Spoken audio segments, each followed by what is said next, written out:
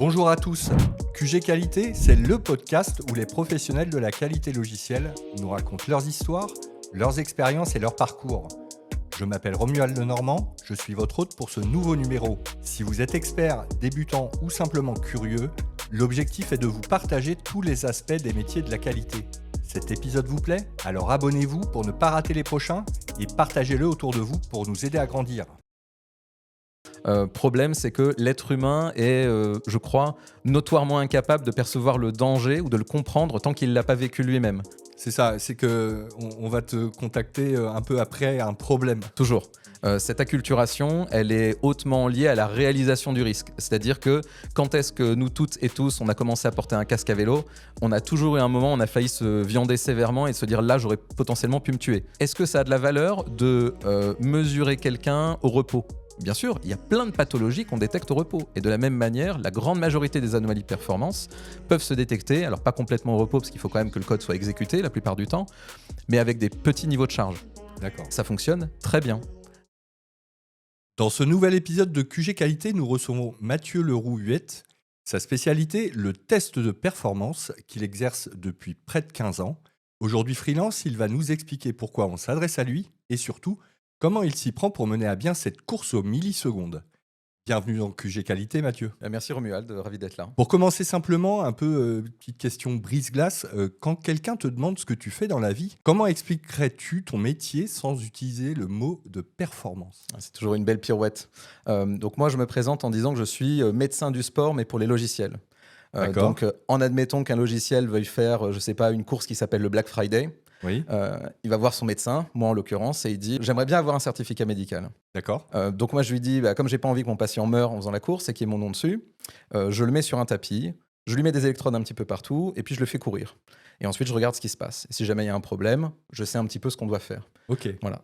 Donc voilà pour le processus de test, mais la raison pour laquelle on fait ça, c'est qu'on a bien compris, Black Friday c'est un événement qui est très important pour les plateformes e-commerce. Carrément. Mais pour autant, toutes les sociétés qui ont des logiciels qui font pas ça, qui font pas de l'e-commerce, ont malgré tout des enjeux de performance et qui ont des impacts sur leur viabilité financière, sur leurs clients. Oui, absolument. Et puis parfois c'est pas des clients, c'est de la responsabilité sociale, ça peut être vital. Ok, super.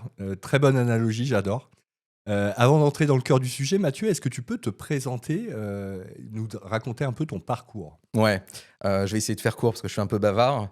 Donc clairement, ça commençait mal parce que je suis tombé dans l'informatique très tôt. On avait un ordinateur à la maison. Je crois que j'ai dû mettre les mains dessus quand j'avais 5 ou 6 ans. C'était un 486 DX2 pour ceux qui s'en souviennent. Je jouais à Prince of Persia, j'ai jamais réussi à traverser le miroir, voilà. Donc c'est resté là, c'est une cicatrice pour moi. Non, mais sans rire, donc j'ai toujours beaucoup joué, fait beaucoup de jeux en ligne. À partir de 2001, on a eu Internet à la maison. Alors là, c'était foutu. Ah oui. Et puis j'ai beaucoup traîné avec des joueurs talentueux qui faisaient des compétitions internationales et qui en gagnaient certaines. Mais moi, j'étais assez moyen. D'accord. J'étais assez nul. Et donc, assez rapidement, je me suis, comment est-ce qu'on peut dire, réfugié dans l'admin, dans l'organisation. Et donc, je me retrouve en fait en post-bac à être en train de gérer un groupe d'une centaine de joueurs pour aller tuer des dragons la nuit, tu vois. Ok, Le un problème- peu en mode support. Alors, quand même, j'étais là à organiser l'événement et à le conduire, quand on était dedans. Ok. Donc, je participais activement, Oui. mais j'ai jamais gagné de compétition internationale. Voilà. D'accord. Et donc, le sujet, c'était quoi ? C'était, on organise tout ça, mais à ce moment-là, je suis en études post-bac. Entre guillemets, puisque je ne vais pas en cours, ça se passe très mal. Et en fait, en 2008, j'ai des copains qui sortent de leur école d'ingé, bientôt diplômés. Et je me dis, moi, j'ai 5 fois bac plus 0. Donc, c'est super. Donc, je me suis dit, il est temps que tu fasses quelque chose. Donc, j'en ai parlé à notamment un membre de ma guilde, puisque c'est comme ça qu'on s'appelait à l'époque. Vladan, si tu nous regardes, je te fais un bisou. Et donc, je lui ai dit, Vladan, écoute, tu m'as dit que tu étais dans une ESN, que vous cherchiez du monde. Moi, je bidouille depuis super longtemps. Je faisais du PHP, MySQL, c'était la stack à l'époque. Ouais. J'avais résolu des problèmes de performance pour des copains qui avaient des sites web à forte audience. Et donc, je lui dis, est-ce que tu as quelque chose pour moi ? Tu m'avais proposé de le faire. Il m'a dit, écoute, je fais passer ton CV, je te promets rien, on verra. Et c'est comme ça que je me retrouve chez Sogeti, en mission chez Renault pendant 3 ou 4 ans, je me rappelle plus bien, 3 ans, je crois. Et à faire du monitoring de performance en production. Directement, ok. Ouais, directement. Génial. Et bon, il faut dire que j'avais déjà fait des choses intéressantes de mon côté, mais je sortais un petit peu de nulle part. S'en suivent 11 ans de prestations de services, Ouais. donc chez des grandes sociétés généralistes comme Sogeti, et puis assez rapidement sur des petites très spécialisées. D'accord. Et puis en 2019, je passe en interne, et donc je tombe dans une boîte où on fait non seulement du produit, c'est-à-dire que le métier, c'est le logiciel. Oui. Contrairement à tout ce que j'avais vécu avant, où le logiciel était une fonction support. Oui. En termes d'investissement, c'est radicalement différent. Bien sûr, oui. Donc il y a ça. Et puis par ailleurs, le métier, je trouve, est passionnant. Un éditeur qui fait des solutions de lutte contre le blanchiment d'argent et le financement du terrorisme. Donc un métier très particulier, très rare, très profond fonctionnellement. Ouais, et puis très critique, leur métier. Ouais. Assez. J'aime bien le côté mission, même s'il ne faut pas se tromper, ça reste une entreprise mercantile, hein, malgré tout. Mais j'aime beaucoup le fait que, d'avoir l'impression de contribuer à quelque chose qui a du sens. Qui a du sens, ouais. C'est ça. Okay. Donc j'y passe quelques années, et je m'éclate. Clairement, là-bas, j'y ai passé, je pense, parmi mes meilleures années de ma longue expérience professionnelle, n'est-ce pas? Okay. Et puis en 2022, je suis débauché par Farah, que tu connais, je crois. Oui, voilà. Ça, c'est vraiment le hasard, parce que moi, je ne savais pas que vous vous connaissiez. Voilà, donc plus que se connaître, donc Farah a été ma boss, c'est elle qui est venue me chercher. Elle m'a proposé un projet fou chez Encore Store qui était en hyper croissance, mais on pourrait même presque dire en hyper croissance. Il venait de lever 250 millions d'euros. Donc il y avait un gros challenge, et pour faire de la développeur expérience. Et donc là, on m'a dit très vite, Mathieu, le but sur ce poste-là, c'est pas que toi, tu fasses du test. Oui. C'est que tu outilles, que tu accompagnes. Donc on parle de quality assistance, mais sur la partie performance, c'est encore autre chose, quoi. Il y a une grosse partie outils. Et donc de dire, tu dois être un influenceur dans la boîte, en fait. Donc une personne pour aller à une ingénierie qui pesait 140 personnes, c'est quelque chose. Ouais. Voilà. C'est massif, quoi. C'est le terme. Ouais, c'est massif. Donc, je me suis bien éclaté là-bas, mais en 2023, c'était licenciement économique. Ça, c'était bien fun aussi. L'hyperscalabilité à ses limites, n'est-ce pas? Oui, ça peut arriver, hein, le monde des startups. Voilà, il y a pas de. On le prend toujours un peu personnellement, je crois, hein, d'être licencié économiquement, même si on nous dit c'est pas vous personnellement, on le prend personnellement parce que ça nous arrive personnellement. Et donc, pour essayer de conclure, licenciement économique, et pour la première fois de ma carrière, je me dis ça y est, en fait. Là, j'ai un petit filet de sécurité parce que je suis protégé. Jusque-là, j'avais toujours démissionné. J'avais toujours jugé ça beaucoup plus adapté et beaucoup plus franc du collier. Et donc, je me dis, pourquoi pas se lancer en freelance? J'avais vraiment du mal à croire au projet qu'on me présentait là parce que j'y avais tellement cru. Et j'étais tellement content de travailler avec Farah, qui au demeurant est une femme brillante, que sortir de ça, c'était dur en sortant de ça, c'était dur de croire autre chose. De rebondir, en fait. Ouais. De donner du sens, de donner de la profondeur au discours qui certainement était très bon, hein, mais voilà. Et donc pour finir de répondre à ta question, depuis freelance, depuis 2023 du coup, et je m'éclate. Ok, super. Un beau résumé. Tu es donc entré dans le métier par la petite porte. Ce qui est également mon cas, on en a parlé ensemble. Hein. Et dans notre épisode avec Nankeda, on parlait d'un sentiment un peu, le syndrome de l'imposteur. Est-ce que tu en as souffert? Est-ce que tu en souffres encore? Déjà, je pense que c'est quelque chose de très sain tant que c'est pas paralysant. Oui. C'est un peu amusant, c'est que je crois qu'il n'y a pas un podcast qui traite de la tech qui, à un moment ou à un autre, n'aborde pas cette problématique-là. Tout à fait. Donc, ça montre bien qu'on est tous et toutes concernés. Je dirais aussi, il y a un petit rappel, je pense, de structure par rapport à ce sentiment d'imposture. Moi, c'est plus comme ça que j'aime le dire. Je trouve que le syndrome, ça rend la chose pathologique. Oui. Or, c'est pas une pathologie. Donc je parle plutôt de sentiment d'imposture. Structurellement, c'est quoi? C'est que déjà, il y a un biais d'attribution qui est complètement inversé. Donc le biais cognitif d'attribution, c'est attribuer au facteur interne notre réussite et attribuer au facteur externe nos échecs, en disant j'ai pas eu de chance. Voilà. Oui. Alors qu'à l'intérieur, c'est j'ai quand même beaucoup et bien travaillé. Et le sentiment d'imposture, c'est exactement l'inverse. On a l'impression que quand on réussit, c'est parce qu'on a eu de la chance, et quand on échoue, c'est qu'on n'a pas assez bossé. Ouais. Je pense qu'il y a aussi une accumulation, on ne saisit pas les signaux qu'on nous envoie dans notre carrière en disant si, en fait, tu fais des choses bien. On se dit non, mais on n'y croit pas trop. Il y a aussi le fait de ne pas avoir passé le diplôme idoine, des choses comme ça. Ouais, il y a ça. Alors après, je pense que l'époque a un peu changé. Il y a encore plus de gens aujourd'hui qui ont des masters 2, mais à l'époque, je pense que c'était encore possible de percer en étant vraiment autodidacte, ce qui est mon cas. Et puis, non, il faut le dire, pour le coup, moi, j'ai eu de la chance d'être en contact avec quelqu'un qui m'a aidé. Après, si tu tires le fil, tu dis oui, mais c'est des relations qu'on a nourries. C'est très difficile de faire la part entre le travail et la chance. Voilà. Je pense qu'il y a une rencontre entre les deux. Donc, sur le sentiment d'imposture, je dirais qu'il faut être vigilant quant aux signaux extérieurs. Voilà, acceptons de recevoir les compliments, acceptons de recevoir le feedback positif. Et une chose qui permet de tuer ça un petit peu, je crois, c'est justement de demander du feedback. Oui. Mais du feedback structuré, pas que du feedback positif. Parce que quand on nous dit voilà ce qui est bien, voilà ce qui est pas bien, curieusement, je sais pas, il y a un truc qui se passe dans la tête, on donne beaucoup plus de valeur au feedback positif dans ce cadre-là. Oui. Ça nous reste beaucoup plus parce qu'on nous dit il a été capable ou elle a été capable de me dire voilà ce qui ne va pas. Donc ça veut dire que ce qui était bien est vrai. Je pense qu'on se soigne, on n'en guérit jamais tout à fait. Et c'est en fait assez sain, encore une fois, ça veut dire qu'on a du recul sur soi. Ouais, tout à fait, je suis assez d'accord. Comment tu as compris que la performance allait devenir ton cœur d'expertise et pas juste une compétence parmi d'autres? Alors là aussi, je dirais que c'est diffus. Déjà, il y a des causes un peu racines. Je pense que dans mon enfance, comme j'avais des facilités, on valorisait beaucoup mes réussites et j'ai jamais tout à fait appris à faire des efforts.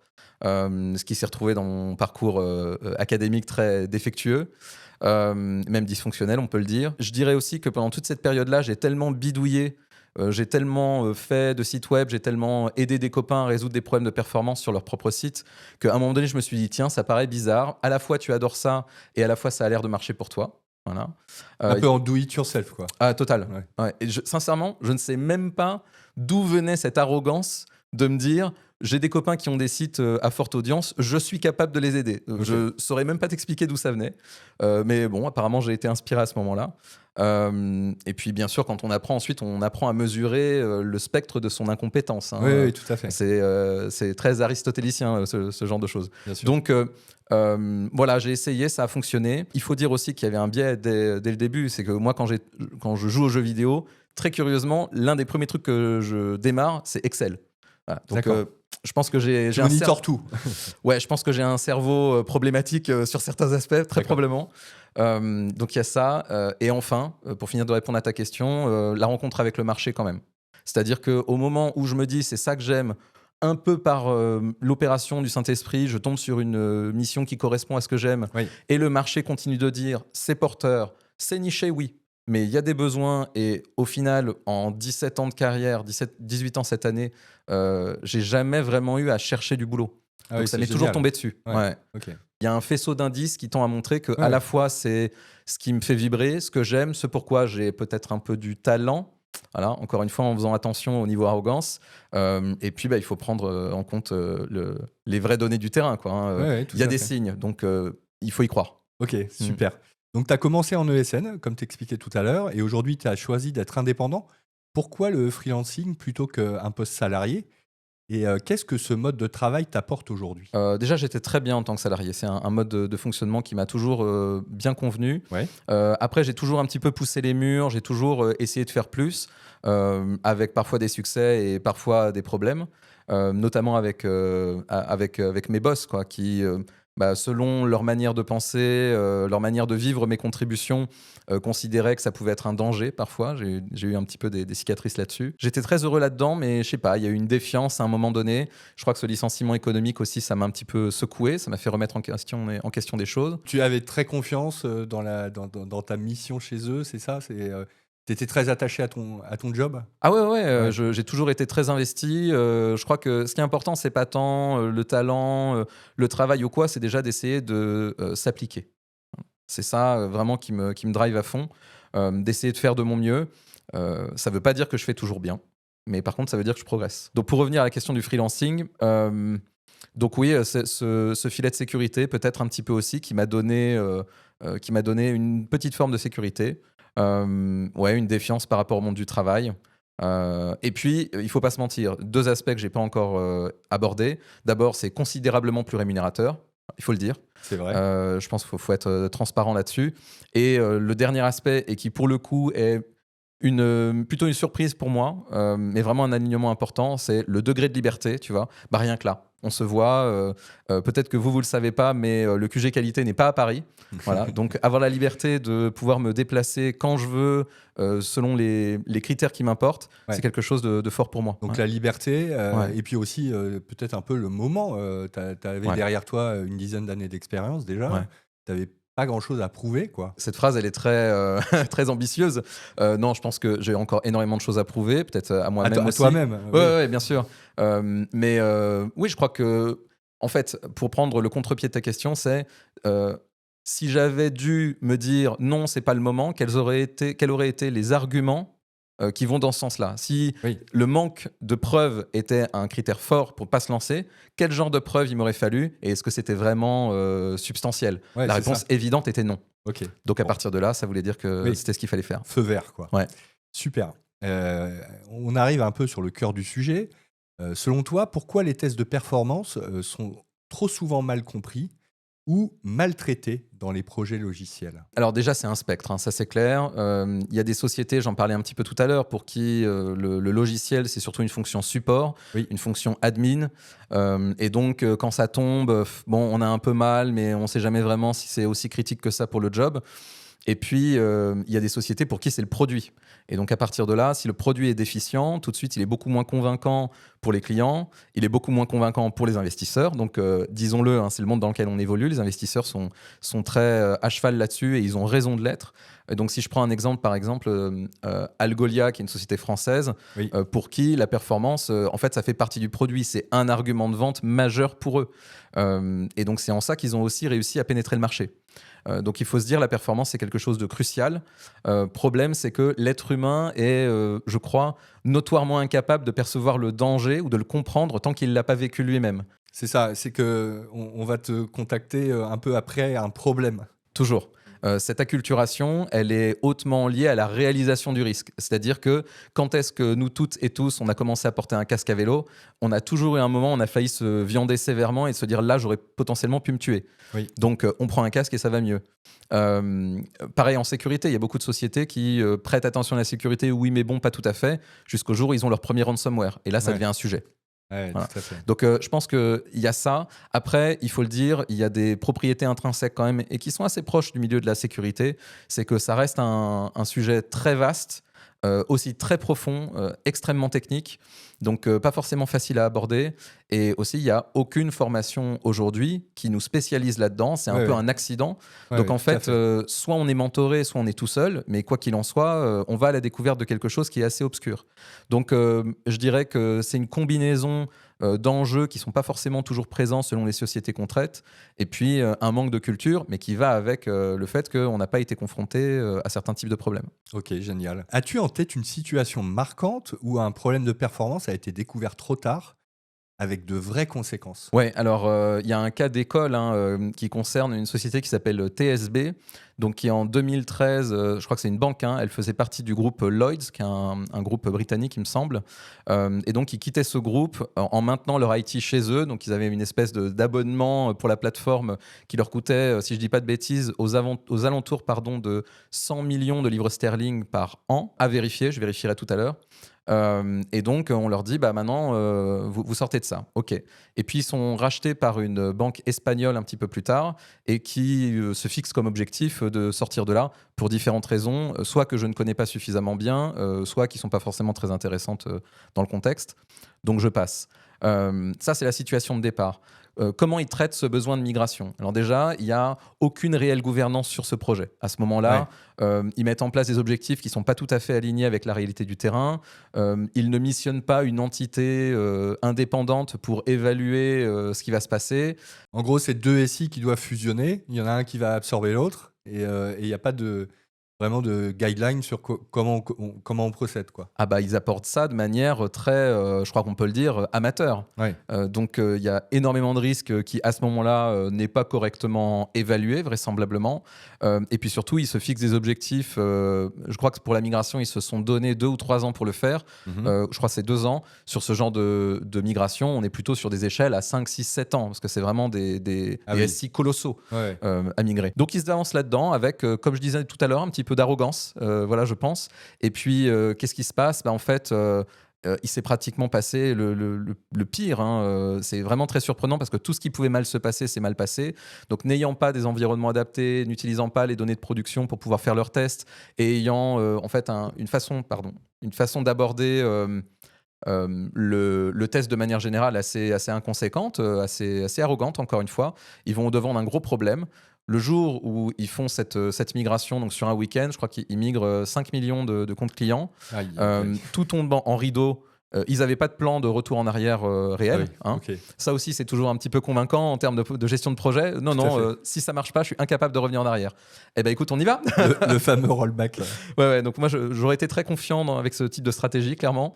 Donc oui, voilà, ils migrent leurs 5 millions de comptes clients tout en en rideau. Au final, leur système reste, je crois qu'ils ont 2 millions de gens qui restent bloqués à l'extérieur du système pendant des semaines. Pendant des semaines. Donc ça, c'est vraiment un cas d'école, comme je disais. Ouais. Et puis, pour les retombées financières, alors là aussi, je ne vais pas dire de bêtises. Donc je crois que tu m'avais donné les infos. En tout cas, moi, j'avais noté 32 millions de livres de dédommagement, 80 000 clients perdus, et le régulateur les a condamnés à près de 50 millions d'amendes pour avoir été inconséquents. 50 millions. Et alors, disons bien, toutes ces sommes-là sont en livres sterling. Donc, c'est encore autre chose que l'euro, en tout cas à l'époque. Coût total estimé du projet, 330 millions de livres sterling. Alors, au coût lié directement à l'indisponibilité. 2100, depuis, j'ai des nouvelles métriques pour toi. 2100 recrutements supplémentaires pour gérer la crise. La démission, 2100 recrutements Ah, waouh. La démission du CEO de l'époque. Ok. Ah oui. Et attention, et ça va vous parler dirigeantes et dirigeants, une amende personnelle de 80 000 livres sterling à l'ex-DSI. Donc, on en est là. C'est-à-dire, c'est plus la société qui c'est porte... la personne qu'on a condamnée. Absolument. Ok. Le système bancaire, c'est quelque chose d'important quand même. Ouais, ça rigole donc, pas. On imagine que pendant plusieurs semaines, des gens qui ont absolument besoin d'accéder à leur compte peuvent tout à fait se retrouver dans une situation de risque vital. C'est-à-dire qu'ils ne peuvent pas payer leur loyer, ils ne peuvent pas acheter à manger. Donc voilà, le milieu a tendance à traiter la question de la fiabilité, de la performance comme étant quelque chose d'un petit peu accessoire. Non, à un moment donné, on parle de vie humaine en fait. Donc faisons ça avec sérieux. Impressionnante cette histoire, vraiment. Waouh, c'est vertigineux. Quand tu arrives, toi, sur une mission, c'est quoi les signaux qui t'indiquent que la performance a été négligée ? Alors déjà, la première chose que je fais, c'est aller parler aux gens qui sont impactés par les problèmes de performance. Donc les deux groupes que je vais voir, c'est les gens qui sont à la production, pour voir ce qui se passe en termes d'incidents, de quoi on parle en termes de fiabilité de la plateforme, mais surtout le signal le plus fort, c'est celui du support client. Okay. Donc, on va voir de quoi les clients se plaignent, quelles sont les choses qui sont documentées, et de manière assez triste, souvent le pont entre le support client et l'ingénierie, la partie tech, est toujours un petit peu défaillant, est toujours un peu fin. Il y a un filtre assez important qui s'opère. Oui, bien sûr. Attention, il est nécessaire pour pouvoir tenir compte des choses uniquement vraiment importantes. Mais encore une fois, je l'ai dit tout à l'heure, quand on arrive dans une société qui a des problèmes, c'est que c'est une société qui a échoué à les prévenir. Donc, ça veut dire qu'il y a déjà une défiance par rapport au signal. Donc, il faut se dire, OK, tout ce que vous croyez est à remettre en question. Je veux la donnée brute, je veux la vérité. Et donc, la vérité, comme je l'ai dit, elle est au support client et dans les solutions de monitoring. 9 fois sur 10, les solutions de monitoring sont défaillantes et 9 fois sur 10, le support client ne parle pas suffisamment à la tech. Un peu de leur fait, mais aussi beaucoup du fait de la tech. Donc, je dirais que ça, c'est le premier signal. Et puis ensuite, je vais rentrer plutôt dans les sujets méthodologiques, c'est-à-dire comment est-ce que vous évaluez que le software que vous allez mettre en production est correct et adéquat par rapport à ce que vous voulez faire, quels sont vos objectifs. Souvent, il n'y a pas d'objectif clair au niveau de la performance. Des signaux aussi un peu faibles du type votre méthodologie quant aux astreintes, par exemple. C'est quand la dernière fois qu'il y a une astreinte qui a été déclenchée et à quelle fréquence est-ce que ça a lieu. Des choses un peu culturelles. Tous les problèmes vraiment de prod, quoi. C'est un symptôme fort.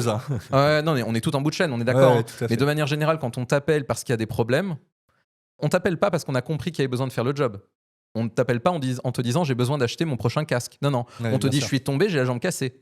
Okay, donc c'est une mentalité très différente. En fait, il faut voir un truc, c'est qu'il y a une perméabilité assez faible entre la population, et de manière assez triste, entre la population qui t'appelle parce qu'elle a un problème et la population qui cherche à prévenir. Voilà. On pourrait se dire, une fois qu'on est tombé, on a compris. Malheureusement, c'est pas aussi immédiat que ça. Non, tout à fait, et c'est lié aussi à la nature humaine. Quand on va pas forcément chez le médecin juste pour prévenir. On y va quand on a un problème. Et puis même quand tu as eu un pépin de santé, est-ce que vraiment tu apprends de ça ? Il y a des sociétés qui progressent et qui se disent OK, nouveau signal, nouvelle méthodologie, et puis on s'y tient. Mais en réalité, il y a beaucoup de choses qui peuvent mal se passer dans cet apprentissage. Tout à fait. Je crois que humainement, on peut ne pas tirer les bonnes conclusions. Tout à fait, oui. Et puis même quand on tire les bonnes, à un moment donné, il faut faire le travail. Et dans la notion d'effort, il y a aussi la perspective de l'échec. Donc c'est possible d'avoir compris intellectuellement, c'est aussi possible de ne pas avoir compris viscéralement quand on a compris intellectuellement. Et même si on a compris les deux, parfois ça demande du travail. Voilà. Combien de gens se disent j'ai 10 kilos à perdre? Et combien de fois ces gens-là se sont mis au sport? Voilà.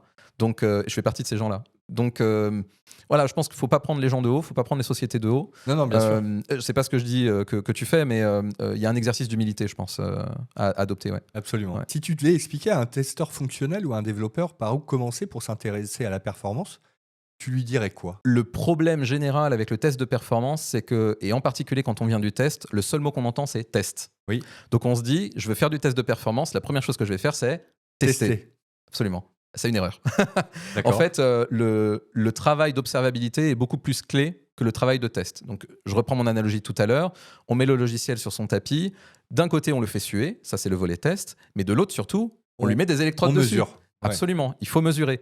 Est-ce que ça a de la valeur de mesurer quelqu'un au repos? Bien sûr, il y a plein de pathologies qu'on détecte au repos. Et de la même manière, la grande majorité des anomalies de performance peuvent se détecter, alors pas complètement au repos, parce qu'il faut quand même que le code soit exécuté la plupart du temps, mais avec des petits niveaux de charge. D'accord. Ça fonctionne très bien. Donc il n'y a pas besoin d'aller rentrer dans des solutions d'injection de charge. Il y a aussi un parallèle très fort qui est fait en général entre le test de performance et le test de charge. Le test de charge, c'est quand même mettre beaucoup de force. Okay, pour autant, autre analogie, quand on se met à la musculation, est-ce qu'on va pour porter 200 kilos sur chaque bras tout de suite? Je t'assure que non. Bien sûr que non. Voilà. Donc, on commence par évaluer sa capacité à bouger. Est-ce qu'il y a des blessures historiques, ce genre de choses. Donc, on branche une solution d'observabilité, on va regarder ce qui se passe sous le capot, en faisant tourner ça avec des niveaux de charge faibles, et puis ensuite on met vraiment les mains dedans. Et donc pour répondre à la question parce que ta question elle a deux volets, c'est comment est-ce qu'on fait pour commencer, mais spécifiquement pour une population de testeurs fonctionnels ou de testeuses fonctionnelles. Alors déjà la première chose que j'ai envie de faire, c'est de dire bravo. Allez-y. Moi, je suis très anti-gatekeeping. On en avait parlé ensemble quand on s'est rencontrés la première fois. Je crois qu'il y a une arrogance innée du côté de... Enfin, pas innée, mais il y a une arrogance dans le test de perf, il y a une arrogance dans le test en général, il y a une arrogance dans la tech en général. Comme on voit de la valeur à ce qu'on fait, dans ce qu'on fait, on a tendance à vouloir exclure les autres pour pouvoir se sentir fort et reconnu. C'est notre petit précaré et on ne partage pas. Il y a un problème, il y a un problème d'humilité et d'intégrité intellectuelle là-dedans. Donc déjà, la première chose que j'ai envie de dire, c'est oui, vous pouvez faire. Après, la marche est haute. Clairement, il faut reconnaître ça. La question de la performance, c'est une question qui est assez difficile et très vaste. Donc, de manière générale, quand on rentre dans une pièce et qu'on parle performance, il y a toujours des spécialistes de leur propre sujet et qui ont probablement une meilleure connaissance des enjeux de performance sur leurs composants à eux ou à elles. Donc, il faut toujours être, je pense, dans une posture assez humble là-dessus. Donc, la première chose que je ferais, c'est leur dire allez-y, mais faites preuve de méthodologie, posez des questions, soyez très curieux et curieuses du système que vous vous apprêtez à tester, que vous vous apprêtez à évaluer. Il faut d'abord chercher à le comprendre et après seulement, on commence à lui appliquer des signaux, on commence à faire des choses. Voilà, c'est la différence entre vouloir absolument agir et vouloir d'abord comprendre et apporter de la valeur. C'est mieux quand même de comprendre avant. Alors après, il faut le dire, par l'essai, on apprend aussi beaucoup de choses. C'est d'ailleurs l'histoire du test de charge, c'est de se dire, je vais amener un volume de travail tellement énorme que la plateforme va me révéler des choses que j'ignorais à son propos. Mais pour pouvoir faire ça, ça suppose d'avoir la capacité de regarder ce qui se passe dessous et puis de se poser la question. Donc, il faut faire preuve de curiosité. Et aussi d'avoir un peu les bons outils. Et d'avoir un peu les bons outils. Alors, tu fais bien d'y venir, puisque l'une des conditions, je pense, sine qua non pour travailler, c'est justement d'avoir un minimum d'observabilité. Donc, d'avoir la capacité à regarder ce qui se passe sous le capot. Le grand mal, je dirais, des années 2010 et peut-être même un peu avant 2000, c'était de se dire, je prends un outil de test de charge, j'injecte de la charge sur ma plateforme, je regarde les temps de réponse, c'est fini. Oui, voilà, c'était ça le critère en fait. Ouais, mais ça pose un problème parce qu'en fait, on délivre aucune valeur. On ne fait que prendre une mesure. On n'a pas de métrique de base. On ne sait pas pourquoi on choisit un seuil. C'est un peu au doigt mouillé, quoi. Absolument. Et puis, au-delà de ça, qu'est-ce que ça dit de la valeur qu'on apporte? Si tu vas voir ton médecin et qu'il te dit « Ah oui, vous avez 14,8 de pression artérielle. » Ok, qu'est-ce que j'en fais? Il dit « Bah voilà, c'est cool. » 14-8, rentre chez toi et puis Merci, au revoir. à la prochaine. Hein, salut. Ça fait 20 €. Ah, exactement. Donc à partir de là, si tu abordes la question du test de performance comme ça, clairement, on délivre aucune valeur. Ok. Donc il faut comprendre que la finalité de ça, c'est d'apporter des recommandations, Oui. d'apporter des changements. Pour pouvoir faire ça, il faut bien comprendre son système avant et avoir des relations établies avec les équipes qui sont spécialistes dans leur propre zone. Et donc ça veut dire qu'avant de vouloir leur dire quoi faire, il faut déjà leur avoir demandé comment ça marche, comment elles veulent travailler, est-ce qu'elles ont des attentes particulières. Donc en fait, je reviens toujours à la question de l'humain d'abord. On s'interroge, on se met en posture de curiosité et après seulement, on apporte des réponses. Ok, génial. Est-ce que tu peux partager un exemple concret avec des ordres de grandeur, hein, par exemple un gain de temps, une réduction d'incidents ou un impact business lié à des tests de performance que tu aurais bien menés? Ouais. Alors, sans citer les sociétés, parce que de manière générale, je peux pas vraiment le faire. Sur des gains de temps, alors ça tourne beaucoup autour du arrêtez de faire des trucs que vous faites. D'accord. Curieusement, on n'est pas dans une culture de l'effort, on est plutôt dans une culture de l'oisiveté et de, oui, c'est ça, de cette envie de pas faire des choses qui sont superflues. Donc typiquement sur des gains de performance, récemment j'ai un client chez qui, pour un service qui répondait en 150 millisecondes, j'ai identifié qu'on passait 140 millisecondes ou 145 à récupérer l'authentification, et puis en fait on passait 5 à 10 millisecondes pour faire l'acte métier derrière. D'accord. L'authentification, on n'avait sincèrement pas besoin de la récupérer à chaque fois puisqu'on a un token qui vit Oui. un certain temps, donc on peut le réutiliser. Il a besoin d'être rafraîchi de temps en temps, mais pas 80 000 fois par minute en fait, ou 80 000 fois par heure plutôt. C'était le volume à l'époque. Donc ce genre de diminution de temps de réponse, c'est tout à fait possible et avec finalement des choses assez simples. Ouais. Après, il faut être honnête, des gains spectaculaires comme ça, C'est pas tous les jours. c'est pas tous les jours non plus. Ouais. Donc voilà un exemple. Un autre exemple, c'est aussi sur la capacité en termes d'hébergement. Donc il n'y a pas très longtemps, avec un client, on a diminué de l'ordre de, alors si j'ai bien en tête, je crois que c'était entre 18 et 20% la taille de son infrastructure. Donc en étudiant bien, Ah ouais, ouais, et alors justement, en plus dans le cloud. c'est Donc, intéressant ça. exact. Alors, tu vois, on vient au cœur du sujet, c'est-à-dire que gagner de la performance, ça peut vouloir dire aller plus vite, mais ça peut vouloir dire être beaucoup plus sobre. Bien sûr. Et la sobriété numérique, elle se traduit directement quand on est dans des environnements cloudés. Donc empreinte carbone, mais aussi même réduction des coûts, quoi. Alors voilà, moi, empreinte carbone, c'est un sujet qui me touche et qui m'interpelle. Malheureusement, il faut être pragmatique. C'est pas une manière de parler qui interpelle beaucoup les entreprises en général. Malgré tout, avec les difficultés de financement qu'on a sur le marché depuis 2022, depuis les augmentations de taux, tu le sais, tu l'as vu et tout le monde le sait, les levées de fonds sont beaucoup plus compliquées aujourd'hui, on Ah lève oui, beaucoup moins d'argent, même si c'est en train de revenir un petit peu. Et donc, de manière assez logique, les entreprises et les investisseurs sont beaucoup plus vigilants et vigilantes sur les sujets de sobriété, parce que l'infrastructure, ça coûte cher.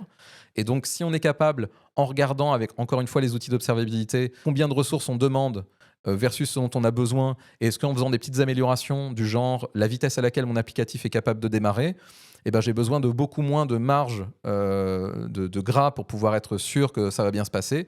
Et donc, on peut assez rapidement réduire les quantités de hardware qu'on met derrière l'applicatif. Ah ouais, super intéressant. Mais on peut, en étudiant l'applicatif aussi, encore une fois, réduire. Là, je parle de provisionnement, donc en se disant, je touche pas à l'applicatif, mais de quoi j'ai vraiment besoin.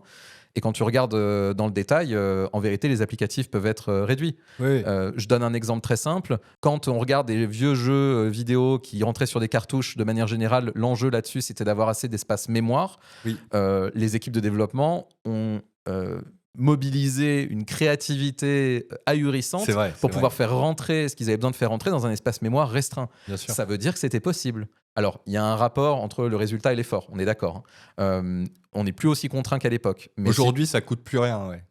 bah, C'est un peu illimité. Et ça c'est dépend. le problème du côté illimité de la chose. Exactement, c'est la fin de l'abondance qui amène le désir d'amélioration. Et donc à partir de là, je prends l'exemple des normes environnementales sur les voitures. C'est à partir du moment où on a mis des contraintes qu'on s'est vraiment dit, OK, les moteurs, il faut réduire. Bon, après, il y a eu des sujets de fraude, donc c'est toujours un peu amusant de se dire, soit Oui. je peux jouer selon les règles, soit je peux tricher. Donc de la même manière, pour le software, en l'absence de contraintes, oui, on se dit, comme c'est gratuit, on y va. Mais tu vois, il y a 5 ans, on se disait, la mémoire, c'est gratos. Est-ce qu'aujourd'hui, on tiendrait le même non, discours aujourd'hui, non, pas du tout. Si tu as acheté récemment une barrette de RAM, je pense que tu l'as compris. Oui, j'ai besoin de changer ma config et ben voilà. pour l'instant, j'attends. Exactement. Prenons une hypothèse. Alors, je suis directeur d'un service informatique et nos clients se plaignent de la lenteur de nos applications. Je t'engage pour régler ça. C'est quoi ce que tu fais en premier une fois que tu arrives dans nos locaux? Tu vois, je reprends un peu ce que je disais tout à l'heure, c'est-à-dire le support client. Je pense que c'est hyper important. Il faut poser des questions, voir comment ils travaillent. Sans vouloir trop me répéter par rapport à tout à l'heure, je dirais qu'il faut voir si on s'est fixé des objectifs. De manière générale, la réponse est plutôt non. Est-ce qu'on a réussi à établir un lien entre ces objectifs, entre nos exigences en tout cas, et des pertes financières? Donc ça, c'est toujours un exercice un peu compliqué. Selon les sociétés, les indicateurs financiers peuvent être très éloignés de la performance logicielle, mais pour d'autres, Oui. typiquement des e-commerce, le lien est très clairement établi. On sait que quand c'est plus lent, les gens attendent moins. Si les gens attendent moins, ils achètent moins. À partir de là, moins de résultats financiers. Ouais, tout à fait. Ou alors, même encore pire, ils partent chez le concurrent. C'est le drame, c'est ce qu'on veut pas. Donc à partir de là, comme je disais, comment on aborde ça? Poser beaucoup de questions, essayer de capter un petit peu les niveaux faibles, leur demander ce qui est important pour eux et les sujets sur lesquels on les a challengés.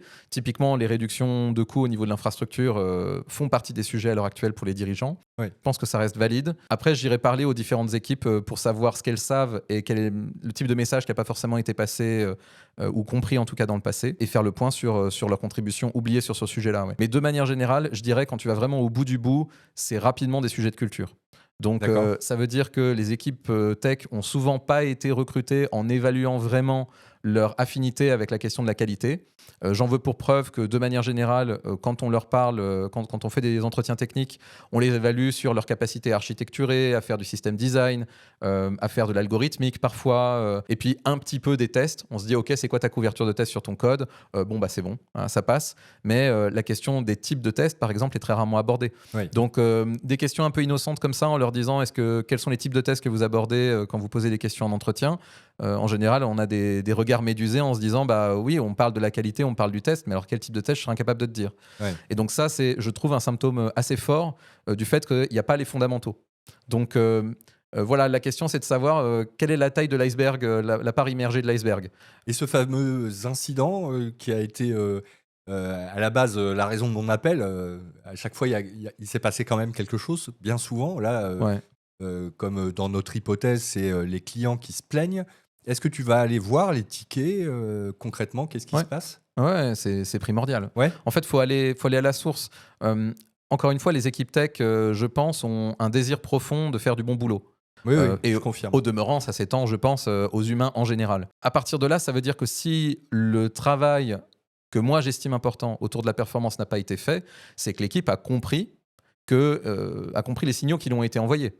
Donc, typiquement, c'est quand la dernière fois que vous avez retenu une mise en production parce que la performance n'était pas satisfaisante. Si c'est jamais arrivé, les équipes tech ont tout à fait compris. Voilà, on leur demande de s'approprier le product engineering aujourd'hui, de se dire, je veux pas juste que tu me délivres de la story, je veux que tu comprennes mon produit, je veux que tu comprennes mon positionnement sur le marché, Oui. et ce qui est important. À partir du moment où on retient pas des releases parce qu'elles sont défectueuses d'un point de vue performance, tout le monde a compris.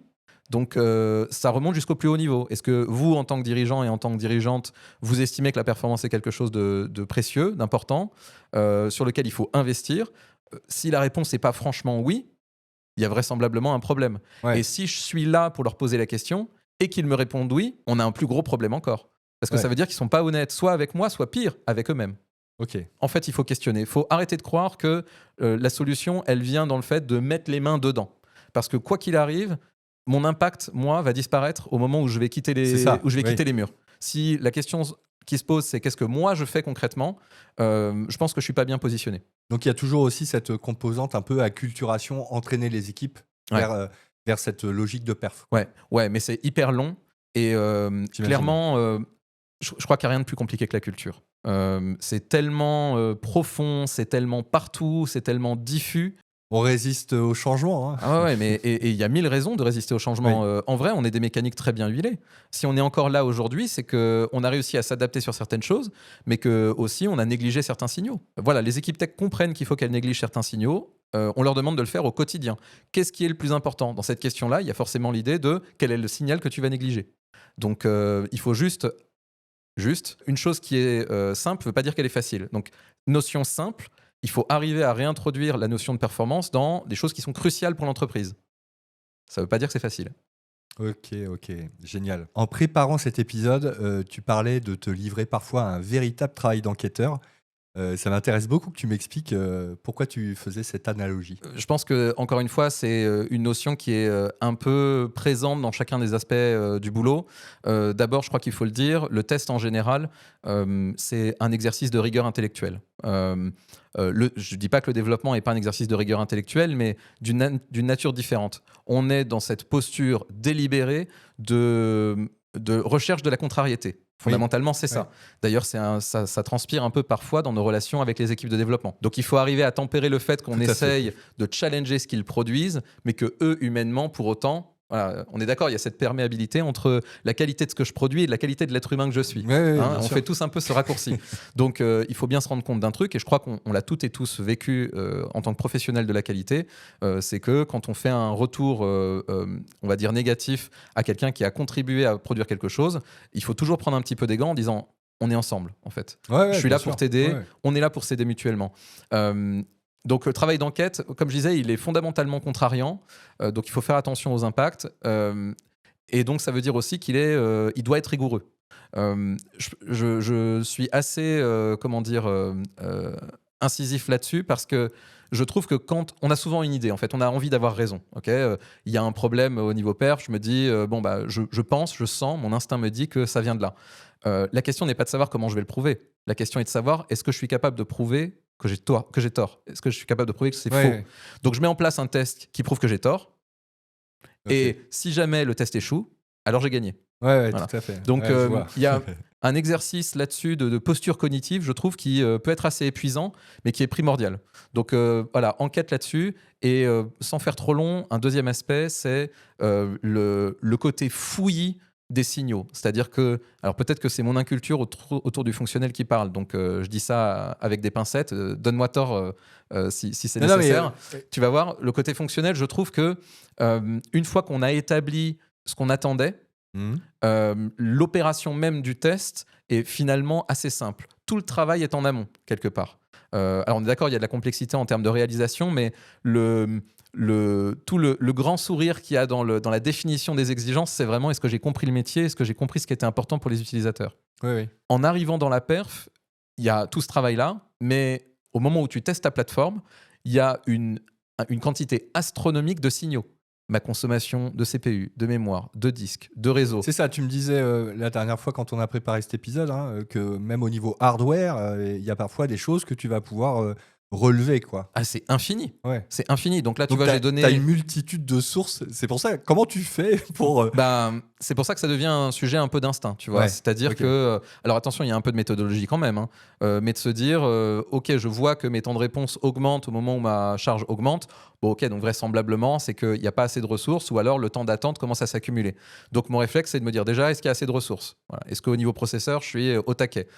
Si la réponse est non, OK, donc ça veut dire qu'il y a un blocage ailleurs. Est-ce que c'est le disque qui est saturé? Donc en fait, on élimine des hypothèses progressivement. Au fur et à mesure. Pour ça, il faut avoir une solution qui nous permet de regarder tous ces indicateurs-là. Donc je reviens au côté primordial de l'observabilité. Si on n'a pas ça, c'est impossible de savoir ce qui se passe. Encore une fois, le patient est par terre, il est en train de faire sa crise cardiaque, à part lui mettre des petits coups de pied pour voir s'il est encore... je pense pas que ça aide beaucoup. Donc il faut vraiment aller regarder ce qui se passe dessous et prouver des négatifs. Voilà, c'est vraiment, je pense que ça vient de là. Est-ce que c'est vrai? Réponse non. Donc ça vient d'ailleurs. On ferme des portes, quoi. Exactement. Et ça arrive extrêmement fréquemment. Il y a un moment où tu te dis, là, je sais pas. Tout a l'air OK. Mais je vois bien que mes temps de réponse explosent. Donc, qu'est-ce qui se passe? Ça veut dire qu'il y a quelque chose qu'on ignore. Et donc, je reviens à la posture humble et la posture de manière... on va dire qui sera contrariante de manière inhérente, c'est de se dire, dans la mesure où c'est une chose que j'ignore, il faut que j'aille à la découverte de ce que je ne comprends pas, de ce que je ne connais pas, de ce dont on m'a jamais parlé. Ça doit être assez difficile à vivre quand même. Alors attention, je veux pas en faire, c'est pas du Alexandre Dumas, c'est pas du Victor Hugo non plus, mais on n'est pas en train de parler, c'est pas le dernier jour d'un condamné, tu vois. Non, on est d'accord, mais tu sors de ta zone de confort. Clairement, encore une fois, le secteur est tellement vaste et c'est tellement profond. Je le dis souvent, quand on va parler à quelqu'un qui fait de l'administration de base de données, souvent cette personne-là, elle est plutôt spécialisée sur un type de moteur, par exemple Oracle. Bon, il y a des gens, ils font 50 ans d'Oracle. Bon, j'exagère, on va dire 40 ans d'Oracle. Et ils n'ont pas fini. Et ils font que de la perf. Donc à un moment donné, tu te dis, moi, dans la mesure où je passe, allez, on va dire 10% de mon temps à faire ce sujet-là, dans quelle mesure est-ce que je peux être pertinent ? Oui, tout à fait. Voilà. Ouais. Donc il faut être curieux, il faut aller poser des questions. Et un petit truc que j'aime bien utiliser, c'est le fameux « et par curiosité ». Et en général, la vérité arrive après cette question. Voilà. Tu découvres des choses grâce à ça. Ok, génial. Quelle est l'erreur la plus fréquente que tu vois chez les équipes qui pensent faire de la performance alors qu'elles passent à côté de l'essentiel ? Ouais, donc encore une fois, les grands coupables, pas d'observabilité, un biais pour l'action. Et je dis ça en pesant mes mots. Parce qu'aujourd'hui, il y a beaucoup d'entreprises qui disent « Moi, je recrute des gens qui ont un biais pour l'action. » La mentalité can do, tu vois. On y va, on est des doers, on fait des trucs. Doers, Ouais. En fait, faut voir un truc quand même. Un test de performance, c'est pas forcément très coûteux en matériel, mais c'est coûteux en temps. Parce qu'on va à la recherche, encore une fois, de ce qu'on ne connaît pas. Et puis quand on fait un test de charge, on peut mettre une valeur en dollars sur l'infrastructure qu'on doit monter pour pouvoir faire quelque chose qui ressemble à l'environnement pour lequel on veut avoir des insights. Notre cible. Absolument. Ouais. Donc, en fonction de la taille de la plateforme dont on parle, ça peut coûter des milliers, des dizaines de milliers, des centaines de milliers de dollars. De se dire, j'ai un biais pour l'action, ouais, ok, si faire un test, ça coûte 10 000 dollars à ta société, et que tu as un biais pour l'action... on va être un petit peu frileux quand même, je crois. Donc non, il y a un moment, il faut poser le crayon, vraiment analyser. Voilà, l'erreur, je dirais, c'est vraiment d'en faire trop. Trop de tests, pas assez d'analyse, pas d'objectifs clairs, pas le bon outillage et surtout pas la bonne méthodologie. Tu vois, je te donne un exemple. Quand on est en recherche de rupture, de se dire, OK, quelle est la limite de ma plateforme ? Ouais. J'en ai parlé de ça avec Florent Vaution de West France. Et ben voilà, donc tu vas voir. Alors ce sera intéressant, c'est un épisode que j'ai pas écouté, donc si ça se trouve, nos points de vue sont radicalement opposés. Donc il y a la manière traditionnelle de faire un test de rupture en test de charge, c'est j'augmente ma charge progressivement et je regarde le moment où j'atteins le point d'inflexion. Ok. Sauf que là on parle d'un environnement dans lequel il y a une seule dimension. C'est la charge de l'utilisateur. Oui. Mais tu peux très bien avoir d'autres dimensions. Typiquement, quel est le volume de données qu'il y a à l'intérieur de ma plateforme au moment où je fais ce test-là. Et donc, typiquement, tu vas faire ton test comme ça, mais te dire, est-ce que j'ai 1 an de données ? Est-ce que j'ai 10 ans de données ? Est-ce que j'ai la semaine dernière de données ? Est-ce que je dois vider le cache avant de faire le test ? Donc, il y a plein de cas où, en fait, ce test-là, il n'est pas tellement réalisable tel quel. Donc, tu es souvent obligé d'exécuter des tests séparés en disant, OK, je teste l'option A, je teste l'option B, je teste l'option C. Et donc, pour donner un exemple sur ces tests de rupture et arriver à la substantifique moelle de ce que je voulais dire, c'est, disons que ton objectif, c'est, je sais pas, tu veux tenir, j'ai n'importe quoi, 10 000 utilisateurs concurrents, et tu fais un premier test à 20 000 et tu vérifies que ça pète. Voilà. Ouais. Si ça pète pas, génial, t'as gagné. Fin de l'histoire, tu vois. Il n'y a pas besoin de se dire, j'augmente, je réduis, non. Et puis, 20 000, ça pète, formidable. Donc à partir de là, on va faire de la bijection. Voilà. Donc par dichotomie, on se dit, c'est le juste prix, hein. Entre 0 et 20 000, la vérité est là. Comment je fais pour la trouver ? On divise par 2. Tu testes 10 000. 10 000, c'est pas bon. Tu testes 5. 5 000, c'est bon. Tu testes 7 500. Tu vois ? Et après, tu sais si tu dois augmenter le nombre de machines, etc. Et au final, c'est ça qui te permet d'arriver le plus rapidement à la vérité. Et le biais cognitif qu'on a tous, c'est oui, mais le 20 000, en fait, il n'est pas utile. Si, c'est le test le plus important de tous, parce qu'il me faut un test échoué dès le début pour savoir quelle est l'envergure de ton éventail. De mon problème, exactement. Ouais. Et c'est comme ça, ensuite, avec une réduction, qu'on arrive à la vérité le plus rapidement possible. Combien de gens vont tester 0, 1000, 2000, 3000, et puis ils vont se dire « Ah, mais en fait, ça bouge pas vraiment, donc en fait, il faut que j'aille plus vite. » Et puis ils vont aller plus vite, et puis finalement, ils vont revenir sur la méthodologie. Voilà, donc le problème, c'est manque de méthodologie.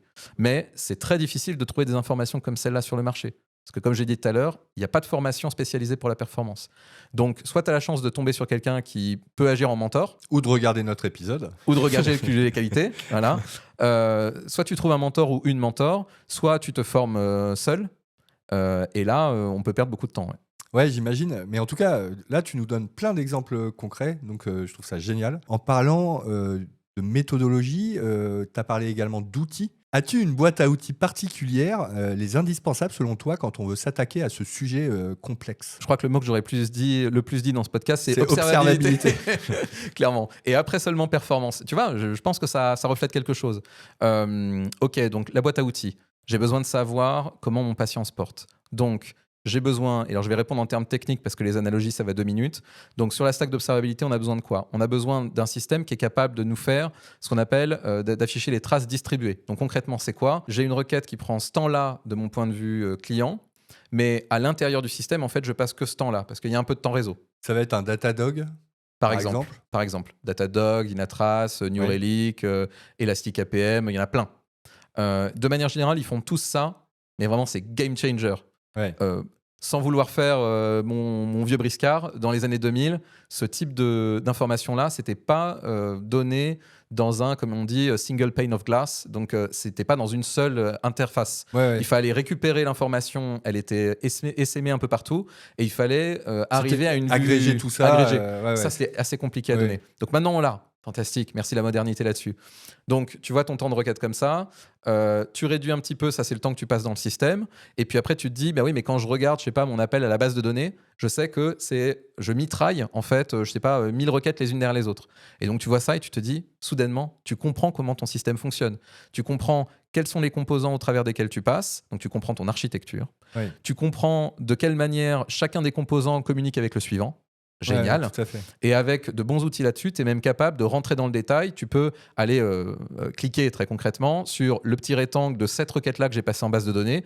Tu vois le texte de la requête, tu vois la cardinalité, donc en fait les indices, on va dire, de complexité de ta requête pour voir quelle est la quantité de données que tu remontes, comment elle s'exécute, potentiellement tu récupères le plan d'exécution. Enfin, tu vas très très vite à la suite scientifique moelle, comme je disais tout à l'heure. Ouais. Et ça, c'est vraiment impressionnant. Ça fait gagner un temps infini. Il y a un truc que les traces distribuées ne montrent pas. C'est l'état des threads. Donc en gros, une application, de manière générale, elle a plusieurs threads en parallèle. Donc on peut voir ça comme tu sais, des toboggans dans un parc d'attractions aquatiques. C'est une bonne image. Voilà. Et donc, ou alors dans un péage, par exemple, quand on va en vacances, ça c'est un truc qu'on a tous vécu. Tu arrives là et tu te dis, mais ma file, elle avance pas, quoi. C'est une réalité. Dans les applicatifs, parfois, il y a des threads qui restent bloqués parce qu'ils attendent d'accéder à une ressource. Ouais. Donc, il y a des outils qui te parce permettent... qu'on a de la synchrone, etc.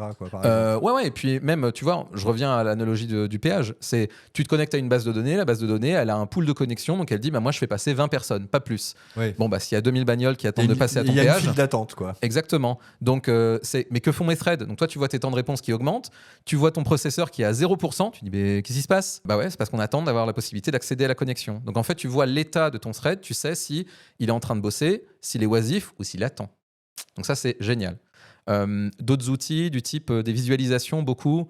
On appelle ça des flame graphs. Donc ça, c'est une invention, je crois, de Brendan Gregg, qui est un staff engineer de chez Netflix. Bon, depuis, il y est plus, il est passé par Intel et puis il est reparti, je crois, maintenant. Okay. Et donc, c'est une visualisation qui permet, dans un temps donné, de se dire tout le temps que j'ai passé dans telle méthode, en fait, je vais faire la somme et je vais le représenter de manière agrégée. Donc, ce n'est pas un axe sur le temps, c'est un axe où j'ai fait des groupes de la durée totale que j'ai passée dans telle ou telle méthode. Et donc, parfois, tu découvres des trucs. Ouais. Tu te dis, c'est dingue. J'ai un exemple, un exemple récent, un outil qui fait de l'archivage.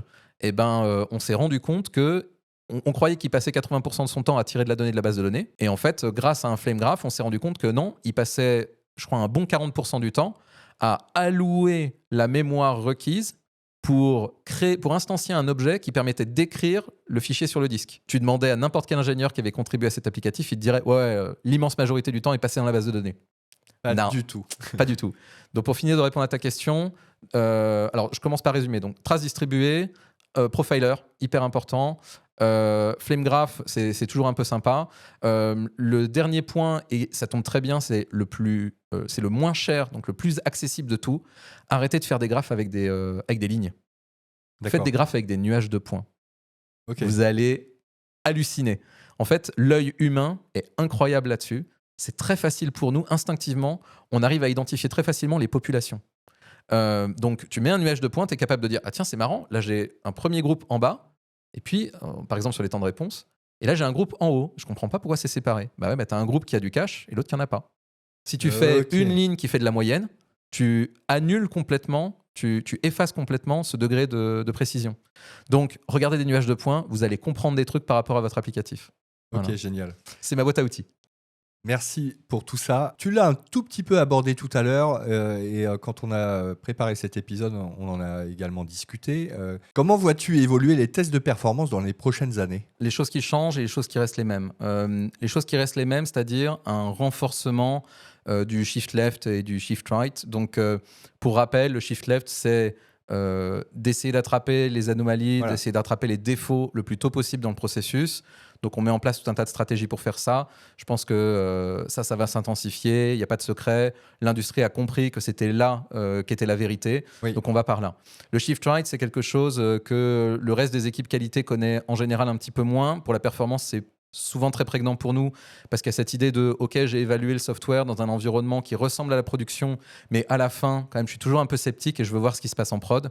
Donc le shift right, c'est comment est-ce que j'arrive à amener cette activité expérimentale, cette activité aussi de surveillance jusque dans la production. Donc la surveillance, c'est un peu naturel, mais l'activité expérimentale, généralement un petit peu moins, ça fait toujours un peu peur. Mais en fait, c'est l'aboutissement de l'acquisition de bonnes pratiques, de l'acquisition d'une vraie culture. Oui, ça se fait pas en 5 minutes, quoi. Absolument pas, non. Et d'ailleurs, ce serait assez inquiétant. Et donc, c'est assez drôle d'ailleurs parce que à la question est-ce que vous testez en production, il y a vraiment deux populations, mais qui vont avoir exactement les mêmes réponses. Tu as des gens qui comprennent pas du tout ce qu'ils font et qui disent ouais, on teste en production et c'est n'importe quoi. Et tu as des gens qui comprennent exactement ce qu'ils font, qui sont arrivés là progressivement à force de travail et d'amélioration et qui disent ouais, on teste en production. Mais pour qui ça leur permet en fait de récupérer de l'information sans pour autant avoir d'impact sur leur clientèle. Il y a une espèce de gaussienne là-dessus qu'on connaît un peu où les béotiens et les experts se comportent de la même manière. Donc voilà, shift left, shift right. Dans le shift right, il y a cette pratique qu'on appelle le chaos engineering, donc qui consiste à introduire des défauts délibérés dans la production et de regarder comment ça se passe. C'est quelque chose qu'avait mis en place Netflix. Ouais. Alors Netflix, ils font partie de ceux qui le font très bien. Ouais. Après, en France, on a la SNCF qui fait ça très bien aussi. Ah oui, ok. Mais ils le font sur la prod, hein. C'est pour ça qu'on a tous ces retards. Alors, il y a un peu de rage là-dedans. Non, alors, j'en profite pour dire un mot quand même sur la mission de la SNCF, qui est, je crois qu'il y a assez peu d'acteurs qui sont à la fois industriels, qui ont à la fois cet impact sociétal aussi fort, où il y a autant d'observateurs, et qui en plus sont une plateforme sur laquelle il y a de l'ouverture à la concurrence, sur laquelle il y a du software. Ça reste un voyagiste. Donc, c'est l'un des plus grands sites d'e-commerce. C'était juste une blague. Hein. Ouais, non, je comprends. Mais tu vois, je ramène un petit truc sur on essaie de mesurer l'impact, tu vois. On essaie de mesurer l'ampleur du problème. Mais la SNCF, voilà, sont vraiment, vraiment bons là-dessus et ils y travaillent. Le chaos engineering, pour celles et ceux qui ont vu le film, c'est Gremlins. Voilà. Et tu lâches un truc et puis tu regardes ce qui va un petit peu se passer. D'ailleurs, il y a un outil qui s'appelle Gremlin qui fait ça. On est vraiment dans l'expérimentation, quoi. Ah bah total. Ouais. Bon après, c'est pas. Encore une fois, je le dis, on introduit des défauts contrôlés. Oui. Couper au ciseau des câbles en se disant bon, c'est bon, je fais du chaos engineering. Non, ça s'appelle du sabotage. Voilà. Donc il y a ça. Et puis les autres enjeux que je vois arriver, l'IA, je pense qu'on va en parler, mais au-delà de la notion d'IA, la question de la sobriété numérique, les moyens matériels sont justement tellement routés vers l'IA maintenant que tout commence à coûter très cher. C'est ça, l'explosion du cloud, donc ça a des coûts quand même tout ça. Absolument. Et cette sobriété, ça peut vraiment avoir un impact important. En berne économique, quand on n'est pas en train de cramer du blé pour aller le plus vite possible, mais qu'on est en train de se dire est-ce que j'existerai encore dans 2 ans ? Pas parce que je suis pas allé assez vite, mais parce que je suis pas rentable, c'est vite un problème. Donc la question de la sobriété, j'en ai parlé un petit peu, mais on la teste pas suffisamment, très clairement. Et je pense qu'on peut mesurer l'acculturation d'une société à ça quand elle commence à parler de FinOps. Okay, donc FinOps, on est d'accord, c'est comment est-ce que j'arrive à gérer mon budget, mais au-delà de gérer mon budget, c'est est-ce que j'ai vraiment besoin de dépenser les sous que je dépense. Parfois, elle va également changer de provider. Et puis même d'un point de vue contractuel, il faut le dire, c'est abyssal comme sujet quand même. Les grilles tarifaires sont notoirement obscures, c'est très difficile à lire, et donc les acteurs qui sont sur ce sujet-là sont tout à fait légitimes. Attention, c'est pas de l'écran de fumée, c'est juste que c'est hyper compliqué à gérer. Ouais. Donc n'importe quelle société qui a des contrats d'hébergement avec des plateformes qui leur disent vous allez vous engager à 5 ans. Alors moi mes capacités de financement elles vont à 2 ans, donc m'engager sur 5 ans ça va pas être possible contractuellement. Et puis le sujet de la robustesse, et alors ça malheureusement c'est très actuel. On parle de souveraineté numérique. Il y a encore 2 ans, je dirais, jusqu'à la réélection de Trump, la souveraineté numérique, c'était un peu un sujet de militants babos chez nous. Oui, on est d'accord, hein. Alors qu'aujourd'hui, c'est en train de monter sévère, quoi. Il y avait presque un lieu commun là-dessus. Alors attention, je ne suis pas expert ni géopolitique, ni militaire, ni rien, mais c'était presque une platitude sous Obama de dire les Américains sont les alliés. Okay. Aujourd'hui, il y a une discussion à avoir sur ce sujet-là. Bien sûr. Donc, les Américains sont tellement centraux dans l'écosystème tech mondial, Internet est majoritairement américain en termes de moyens matériels, s'ils voulaient nous bloquer, ils pourraient le faire. Ouais, alors, petit bémol là-dessus, ils ont quand même 30% de leurs revenus qui proviennent de l'Europe. Donc on est quand même aussi un peu pieds et poings liés d'un côté comme de l'autre. Alors oui, attention, encore une fois, je suis en dehors de ma sphère de compétences, donc je ne vais pas aller trop loin là-dedans. Ce que tu dis est tout à fait vrai. Ce que je voulais dire, c'est qu'il y a une asymétrie et il y a un risque structurel. Oui, il y a un vrai risque. Donc la question de la robustesse, c'est quelque chose qu'on va beaucoup plus traiter au travers, je pense, du prisme de la souveraineté. Ouais. Ok. Ouais. Mais donc, pour rattacher ça à la performance, parce qu'on est là pour parler de performance, la notion de robustesse, c'est ça. C'est comment est-ce que j'arrive à résister à une perturbation qui n'était pas prévue. Comment est-ce que... donc, je vous donne un cas concret de test de robustesse. J'ai une plateforme qui marche très bien, et puis mes associés ont la très bonne idée d'aller sur qui veut être mon associé. Les gens qui sont devant leur télé se disent « Waouh, c'est génial ce truc-là, il faut absolument que je l'achète ». Ils vont tous sur le site en même temps. Ils vont tous sur le site, évidemment, rideau. Au passage, qu'est-ce que ça dit de ton image de marque, enfin, comment ça va fonctionner pour ton image de marque. Et deuxième question, et plus gênante, c'est est-ce que toute cette clientèle potentielle va revenir quand tu auras rebranché ton site ? Très probablement non. Non, c'est vrai. Il y a une impulsivité dans l'achat. Voilà, la question de la robustesse, c'est j'ai une charge constante, j'introduis un pic, j'introduis une perturbation. Comment est-ce que mon système, 1, survit à cette perturbation et 2, comment il récupère ? C'est un peu sur la résilience, quoi. Ouais, c'est ça. Robustesse, résilience, c'est assez voisin. Ouais. Okay. Ouais. Tu en as touché 2 mots et j'en parle à chaque fois. Je pense que je dois saouler les gens avec ça. Qu'en est-il de l'arrivée de l'IA dans les SI ?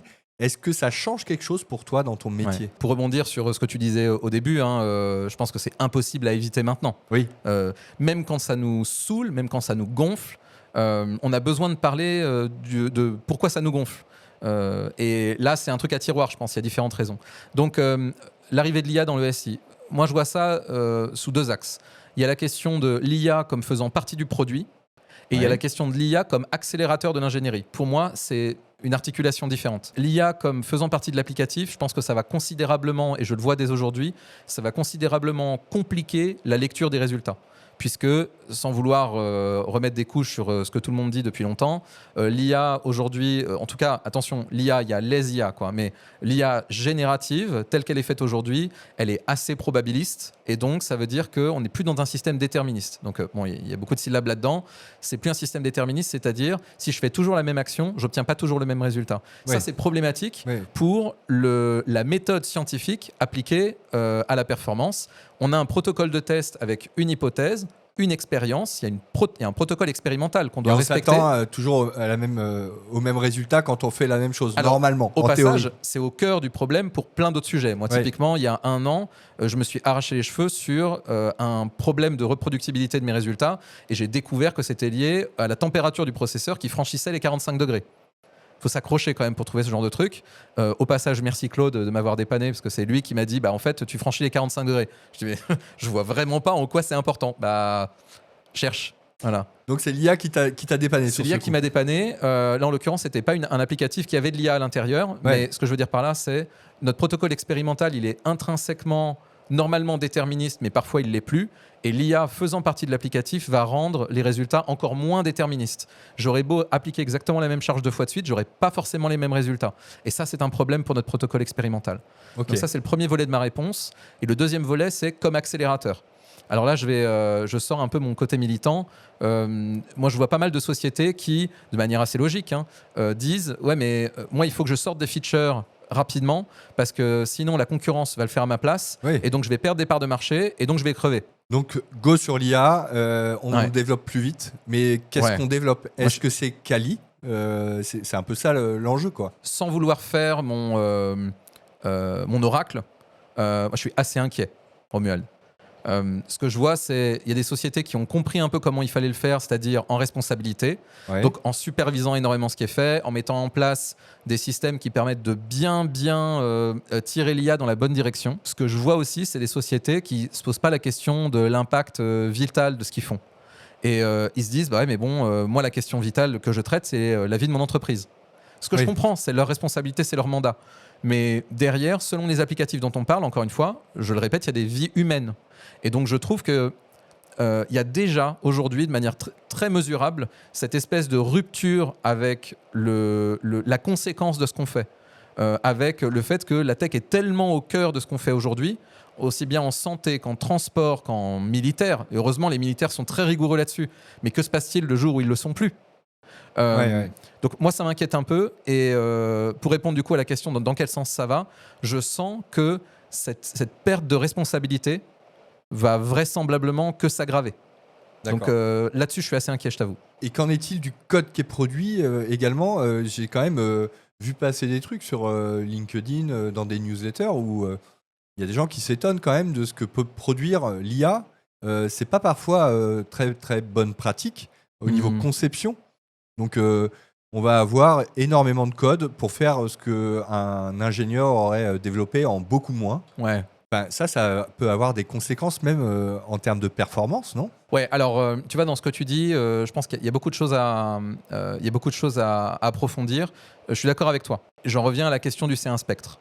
Quand on parle aux gens qui savent vraiment faire et qui ont vraiment expérimenté dessus et qui viennent d'une culture de la rigueur sur ce sujet-là, on voit quand même qu'ils arrivent à faire des choses assez dingues. Ok, parce qu'ils ont guidé vraiment de la meilleure manière possible.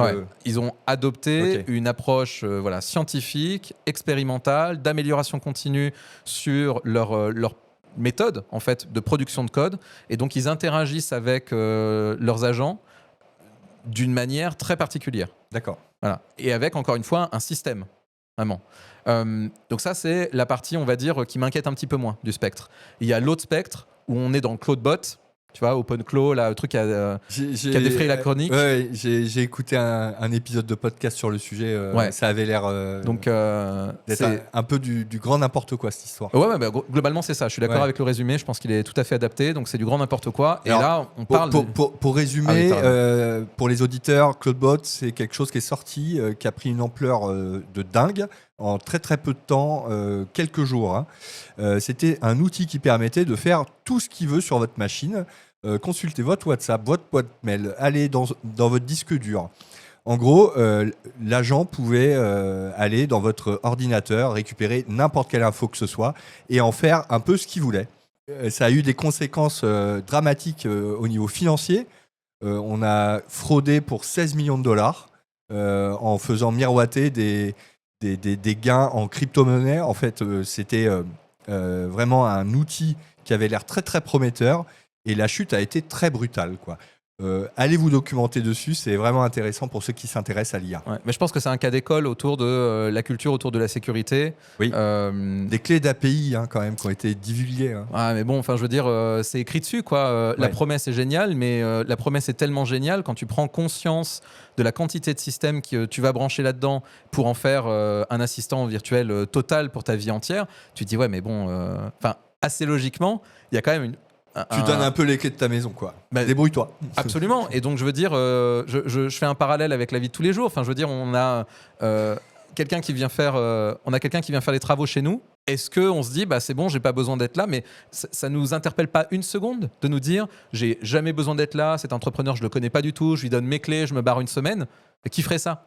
Donc, personne. Voilà, donc c'est exactement la même chose sur la plateforme, sur des outils de mailing, sur des outils de drive, sur des outils de facturation, sur l'accès au paiement.